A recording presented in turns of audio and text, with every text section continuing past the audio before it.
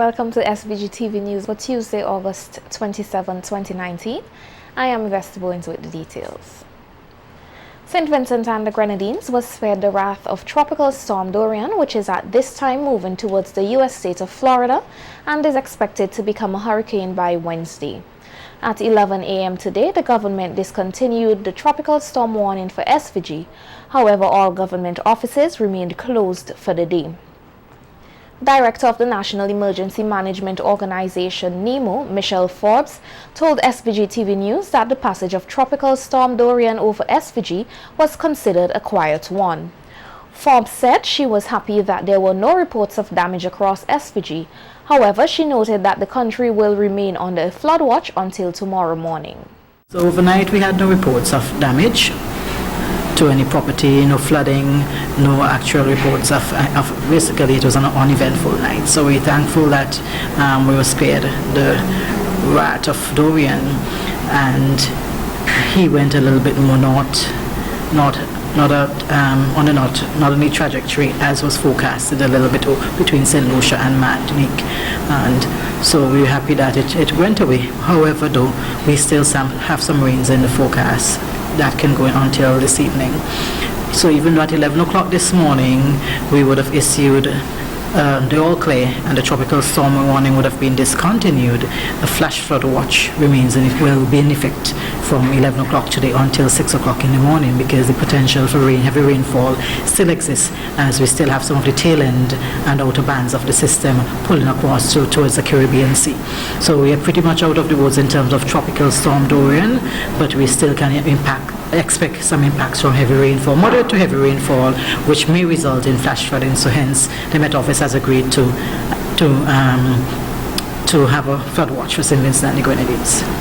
The NEMO director said she was also happy with the coordination and support received from its partners, which led to a successful operation with the country's response to the storm. Support as usual from our partners in terms of the different ministries, all the ministries that would have supported us overnight, because we went 24-hour operations from last evening.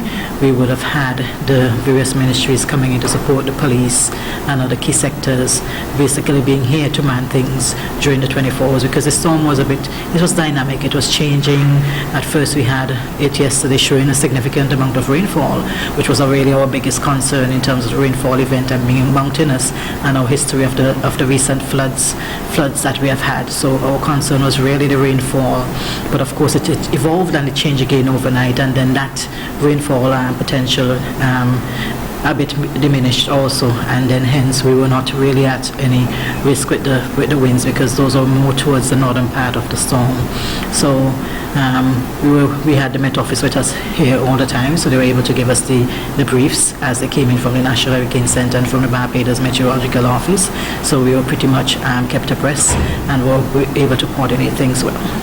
Forbes said NEMO prepares for every storm as if it is a hurricane, and then encouraged the public to do the same. The past, and we have to look at our past, maybe not St. Vincent and the Grenadines past, but the past of our brothers and sisters. And let's remember Hurricane Maria in 2017. Look at how that developed so rapidly within a space of a few hours, of 24 hours, and impacted Dominica. So we need to learn that every system does something different.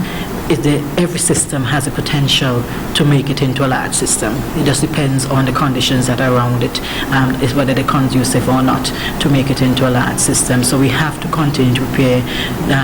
Don't be upset that the forecast or the science is saying that the storm is coming towards us, and it comes and it doesn't do anything, because the next storm may not be the same.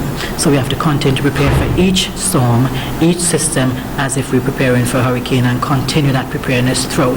We are now in the peak of the hurricane season, and I can assure you we're going to see more and more systems coming across the Atlantic over the next few weeks, and we need to be vigilant and continue to monitor and listen to all the reports from the Met Services.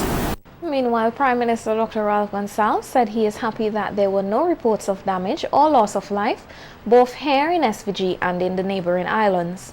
Speaking on NBC Radio, PM Gonsalves said with the exception of the flood warning, SVG is reopened for business, and thanked persons who heeded the warning and did what was necessary to ensure their safety. Thank the people of St. Vincent and the Grenadines for responding very, very well in respect of the tropical storm warning. I want to thank all the stakeholders in the public sector and in the private sector for also responding very well. As Michelle Forbes, the director of NEMA, would have reported, in several of the shelters, particularly in the northeast and the northwest, where a number of persons went to them yesterday evening. I want to thank the shelter managers and all those who worked in that regard. The airport has already publicly announced, AIA, Argyle International Airport, that they will be back in business. They'll be open back from midday. That report went out earlier. I've been in touch with all of these respective agencies. And the country is open back for business. The Prime Minister said he was also happy that things remained calm in relation to crime. In communication with the Commissioner of Police, and they also reported that there was nothing untoward. There was no serious crime in the last several hours since the tropical storm warning had been in effect, and nothing overnight. All the leaders in the various areas of the police force, they have reported that things were calm. So basically, we're back to normal, and we want to I reiterate our thanks to Almighty God. Non-traditional cultivators of marijuana who want to be part of the country's medicinal marijuana industry would not be left behind.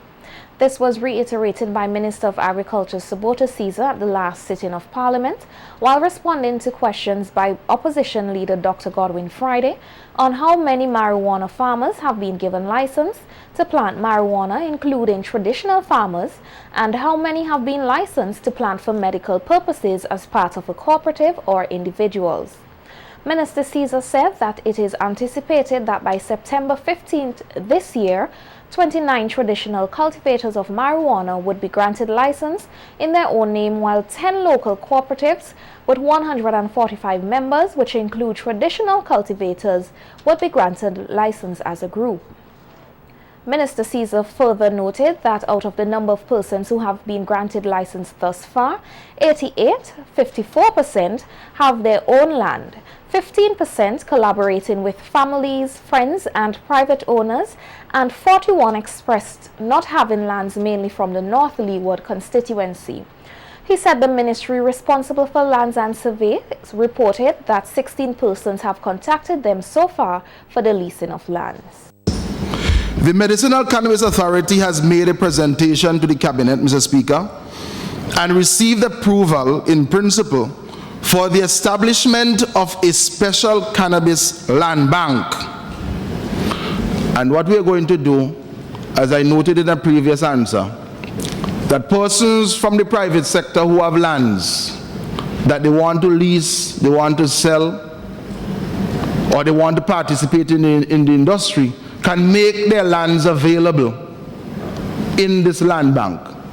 And not only a land bank, but we're also going to have a labor bank, because the banks, the commercial banks, they have noted that workers in the industry must receive particular levels of training, for example in anti-money laundering and the like, because it is anticipated that wages will increase for workers, and when they get to the bank, there must be certain levels of documentation available.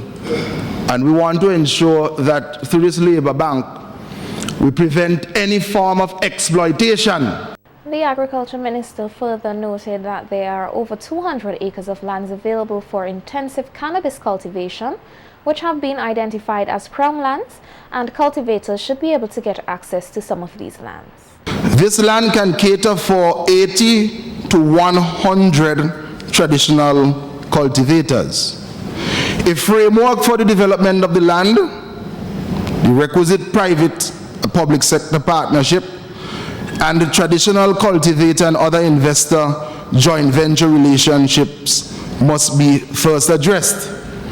A technical team comprising personnel from the Medicinal Cannabis Authority, Forestry Department, BRAXA, the Ministry of Transport and Works, Lands and Surveys, and the Irrigation Unit in the Ministry of Agriculture.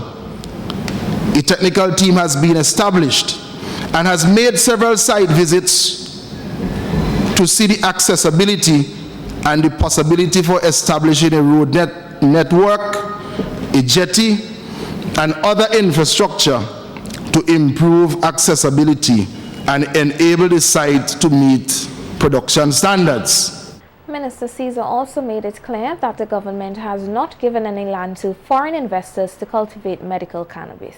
Note, however, Mr. Speaker, that like in any other industry, unique relationships would have to be forged between nationals and foreign investors to ensure that the requisite capital injections needed to build the industry is provided. Whilst these investors have secured private lands, meaning the foreign investors have secured private lands through leases or purchases, both of these require an alien landholding license. This allows the government to maintain ultimate oversight through the approval of these licenses. It should be further noted, Mr. Speaker, that the presence of investors, it has already resulted in significant contributions to the economy. Thus far, the cabinet-approved investor companies have secured or are in the process of securing just over 150 acres of land. And that is what was outlined in their business plans. Rest assured, Mr. Speaker, that we are monitoring all the factors of production, land, labor, and capital. 4 men, including a Vincentian national, appeared in a magistrate's court in Grenada on Monday, charged in connection with a multi-million-dollar drug bust.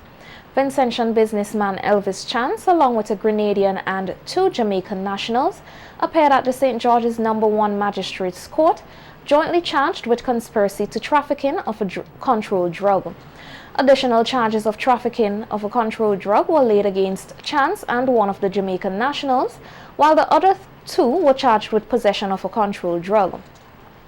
The court heard that the 4 men were arrested with 40 kilos of cocaine during a joint police operation last Wednesday night in St. George's, Grenada. The police there said the drugs had a street value of $4 million. The Grenadian national was granted bail in the sum of 300,000 EC dollars. Land has to surrender his travel documents and report to a police station 3 times a week. Chance, along with the other 2 accused who are Jamaican nationals, were remanded into custody. They will reappear in court on September 5th. Give children the benefit of the doubt when they report an issue of sexual abuse. This advice comes from psychologist Dr. Joselle Miller during an interview with SVG-TV News, in which she spoke on the growing concern about the number of child abuse cases in the country. The psychologist said it is time for all Vincentians to get on board and help create a safe, healthy environment for children to grow and maintain their innocence.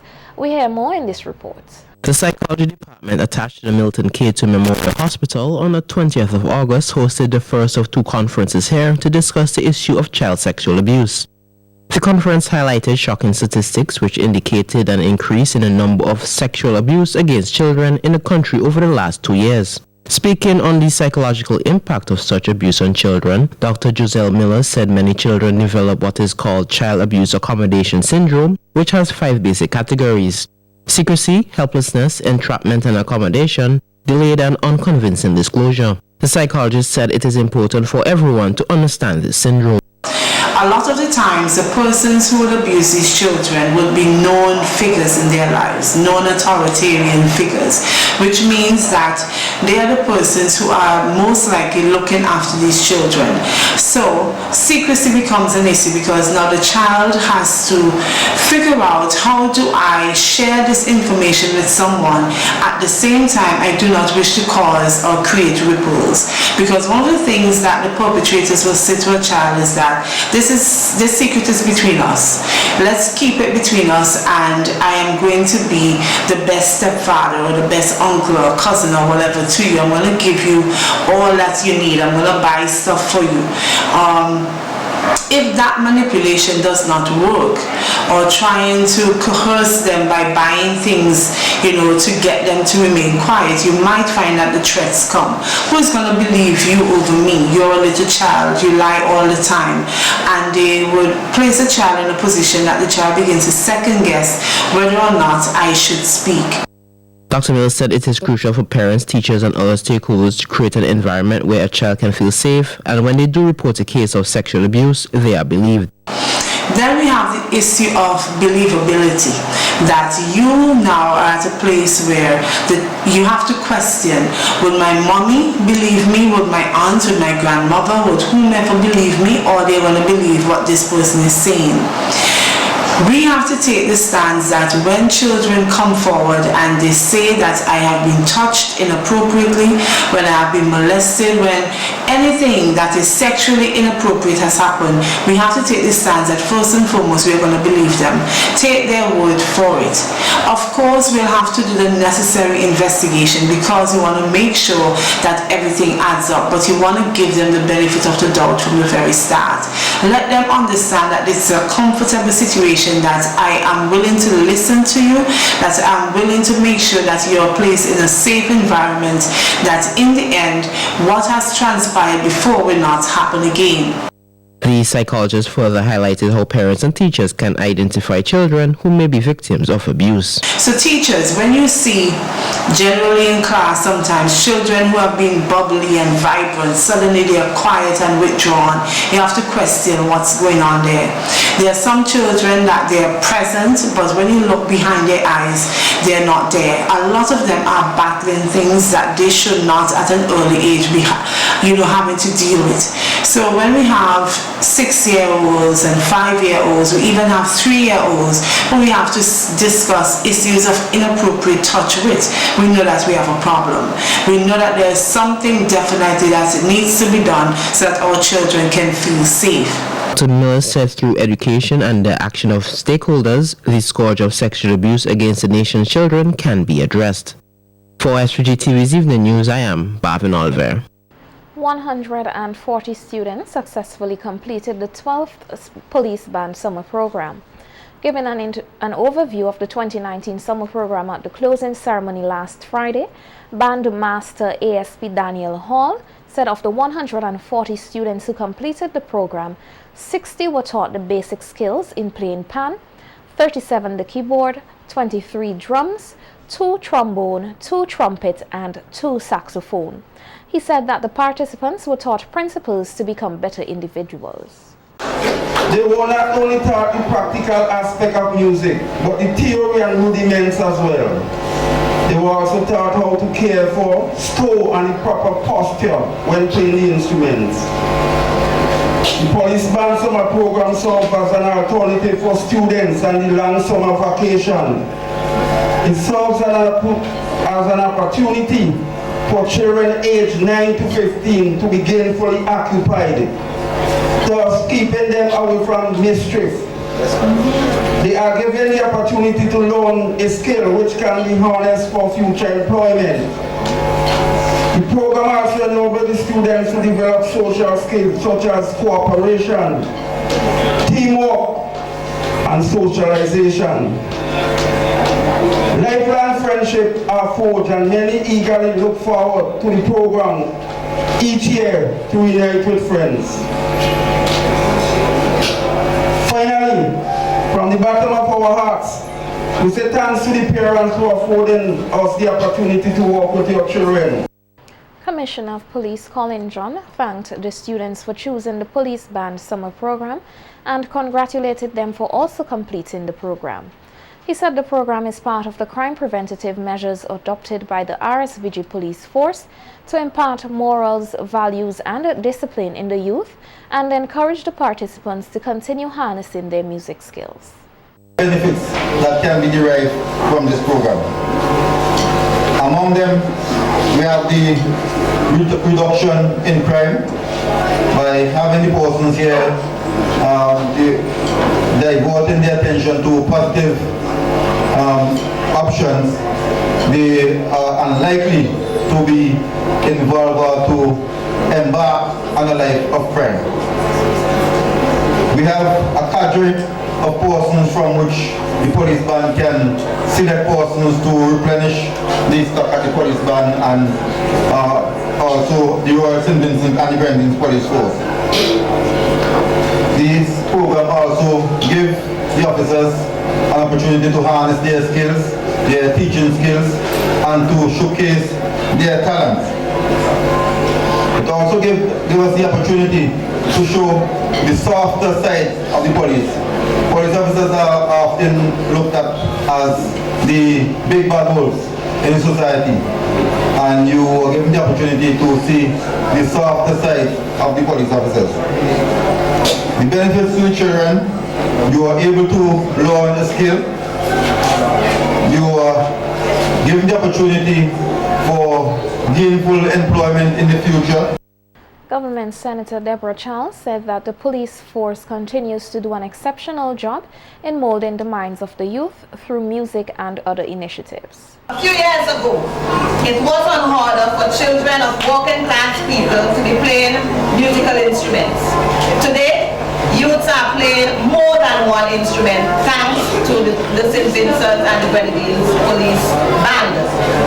Data suggests that young people who spend their time studying music have improved memory. They are more competitive and hence they improve performance in their academics. They also have improved function on the left side of their brain, which helps them to progress in in reasoning and language development. They also have an increased motor skill and eye and hand coordination. Young people who study music also stay in school longer. They stay more engaged and they learn pattern recognition. They are aided in emotional development as well. And they are fine-tuned in their auditory skills. Senator Charles encouraged the participants to strive to be the best at whatever they are and cherish the memories created at this year's program. The King has given a blueprint for young people, and this is what he says. This is the important and crucial period of your lives, young people. I hope you're listening.